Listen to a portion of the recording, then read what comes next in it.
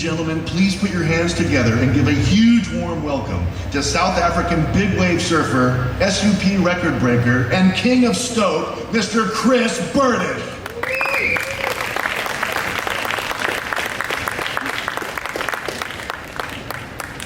Good afternoon, Miami! So, you might be asking yourself and thinking to yourself, why on earth have you got a guy like me here speaking to you at a blockchain conference? Well, that's exactly why I'm here. Because I'm not normal, I'm a bit of a freak, I'm not mainstream, I'm a little different, and I literally don't fit in. I'm sort of like blockchain and the blockchain revolution. I'm so far out of the box that I've realized that there is no box. And the blockchain revolution is really about shifting paradigms, shifting mindsets, challenging the status quo, and using innovation and technology to be able to change the landscape as we know it. You know, 100 years ago, the first liners that took people and mail across the Atlantic Ocean took between 12 and 14 weeks, almost 3 months, to deliver people and a message across the Atlantic Ocean. Then they'd get that message and they'd turn it around and they'd send a message back to the business to get a response. That would take another 3.5 months. But these days we don't have to do that, because the liners these days take less than 7 days across the Atlantic Ocean, but we don't need to do that either, because most jets take less than 7 hours, but we don't need to do that either, because modern technology and emails take a couple of seconds. And the amazing thing about that is that if we don't get a response within under 2 or 3 hours from whoever we send the email to, it's considered to be rude and inefficient, and how times have changed. It's amazing. You know, now we live in a modern day society where we're dealing with flying cameras, flying autonomous cars, talking phones, sex robots, and people like visionaries like Elon Musk that are literally wanting to repopulate planets like Mars within the next 10 years. There's so much change happening that literally in life now, if you don't keep up with change and innovation, you literally feel yourself getting left behind. And that's in life. In business, if you don't keep up with change and innovation, you literally become obsolete and you go out of business. And that's why I'm here today. I'm a disruptor, just like blockchain. I'm here to shift paradigms and actually rediscover and retest and challenge you in your thinking into what's possible. Because I don't believe in limits, I don't believe in obstacles, challenges, borders and boundaries. I don't believe in fear, it's just an emotion. I also don't believe that failure is anything we need to be worried about. It just helps us get to our destination faster with the lessons that we learn. And I certainly don't believe in the two most negative words that exist on the planet, which are can't and impossible. I just believe in I'm possible and having a positive, can-do, limitless growth mindset to be able to overcome any obstacle and achieve the seemingly impossible. So today, ladies and gents, I'm going to share with you a couple of quick stories. Stories that will hopefully help change your mental mindset into redefining and rethinking possible. Do you guys want to hear some stories? Yeah. Awesome. So, as I was growing up, I always got told when I was trying to do numerous things that I can't do this, or I won't do this, or it was simply impossible. And I was very lucky that I didn't listen to all those people. I took that negativity and I used it actually like a catalyst to be able to fuel my passion and be able to light my fire, to be able to go out and do it anyway and prove them all wrong. In the beginning, it was about taking yachts across the ocean and become a professional sailor and sailing all over the world. And then once I did that, I decided that I wanted to go and surf the biggest waves in the world. So that's what I did. I started going out and going over to ride giant waves in Hawaii, and decided to try and become the best big wave surfer and surf the biggest waves in the world. Most people told me I wouldn't. Some people told me I couldn't. And most people told me it was impossible. But I went over there and I did my thing, and I realized that in order to thrive, especially in this kind of environment, you first got to survive.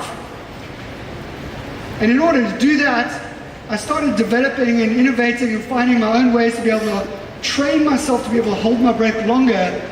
So when you get caught inside by a 60-foot wave, you actually come to the surface before you black out, because apparently breathing's not overrated, yes? So I developed my own techniques of how to train myself so I can hold my breath for over 5 minutes, which sounds like a lot, but it's really not long enough. And in 2001, I ended up paddling into the biggest wave in the world on a board that was considered impossible and impossibly small to be able to ride such big waves.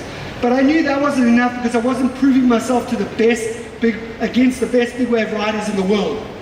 So I decided I wanted to get invited to the Olympics, the Super Bowl of big wave surfing, the Titans of Mavericks, which only happens when the waves get above 15 to 18 meters, which is as big as this roof, and it gets called. It's an event that gets called in 48 hours. You get 48 hours notice, and only 24 of the world's best get invited.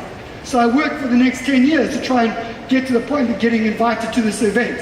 And I worked with some of the new modern technology with weather forecasting and being able to study the models to be able to predict these giant waves coming, so I could understand when to be in these locations when it happened. And I ended up starting to work with my shaper, who I've been working with for about 8 years, with the most cutting-edge technology at that point, to be able to clone surfboards. Because when you're riding giant waves, you want to be on the right board, and when you have a magic board, you want to be able to make the same version. But that was never possible in those days. So I worked with them to be able to make these carbon copies of these boards, so at least if I got into any problems, I could have another one waiting for me in another location. And just by chance, they called the event on that same year. I was working with this process with my shaper, and they called the event on. I got called while I was in South Africa. They said, listen, we might run the event. It's in Northern California. Can you get here in time? It's probably going to run in about 48 hours. Can you get there? And it takes me about 42 hours to actually get there from South Africa, which is a bit of a problem. So I looked at the forecasting models, made sure that the event looked like it was going to run, but I actually had been given the green light. But I knew, looking at what I had learned from all my technology, that it was definitely going to happen. I got on a plane without even knowing the event was going to run, and I flew over 40 hours and finally arrived at 5 o'clock in the morning after having no sleep, traveling for over 40 hours in San Francisco. Arrived completely fried, wired and tired, only to find that none of my bags, none of my boards or anything arrived. Literally standing there in my board shorts and a t-shirt 3 hours before the biggest event of my life. I went down, managed to borrow some equipment from my shaper, who had actually taken the template of my board and started making different versions of my board. And there was one that was almost off my direct template, which was very fortunate that I'd done the research, because I then paddled out that day on the first heat of the day in these giant waves. And within the first 5 minutes, I got caught inside by the biggest wave that I'd ever seen to this day, and it landed literally right on my head, a 60-foot wave. I got dragged so far underwater that I got dragged almost a mile under the water, until the point that I couldn't move and I couldn't use my arms and legs, and I lost the ability to be able to speak. And when I finally made it through, the other guys that you saw in the heat that also got caught inside never made it out again, and they almost drowned. And I just wanted to focus on just getting through that heat, one stroke at a time, one heat at a time, to the semis, then to the finals. And in the finals of the Mavericks Big Wave event in 2010, I managed to stroke into and drop into the biggest wave of the day, and ended up winning the event on borrowed equipment after traveling for 42 hours, after almost no sleep, winning in the biggest waves in the history of the sport against the best professional athletes in the world, without any sponsors and without any help. And what I learned from that day, is if you have a goal and a dream and you embrace innovation, technology, and you embrace change, and you believe in yourself and you never give up, you can achieve literally anything. And from that day, we actually, because so many people nearly drowned, we actually started developing these new impact vests, which are flotation vests with special CO2 cartridges that we could pull tabs, and the CO2 cartridges would inflate and would bring you back up to the surface so you didn't black out. And because of this modern technology and innovation that we've been working with, it's now implemented across every single big wave event that happens from last year going forward, and now the guys are riding even bigger waves, 60 to 80 foot waves. But it didn't end there, because after winning that event, it really inspired me, and it made me realize that I wasn't approaching everything that I did on land in the same way that I was embracing change and facing my fears in the ocean. So I decided to keep on evolving and changing and go out and do the 3 most terrifying things that I could ever think of doing that I've always wanted to do. One was to write a book, much to the horror and dismay of my English teacher at school. Second was to make a film, and the third was to become a professional speaker. I'm sure, like most of you sitting here, my greatest fear. Well, I got turned down by every single publisher in the whole of South Africa, and I did a little flick animation, so it flicked a little surfer surfing through the book with 227 images, which I told them that I wouldn't go and print unless they could do that, and they told me it was impossible. The film, I used some innovation in regarding to how I'd done the first sort of POV kind of filming of my whole journey over the last 10 years before actually getting into the event.